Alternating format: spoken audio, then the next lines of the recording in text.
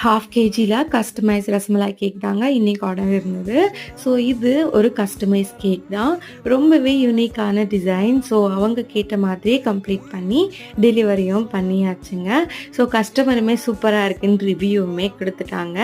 And நம்மளோட மெனுல நம்ம புதுசா எக்ஸ்க்ளூசிவா strawberry, black currant, chocolate and also caramel mousse கப்ஸுமே இன்ட்ரோடியூஸ் பண்ணியிருக்கோம்.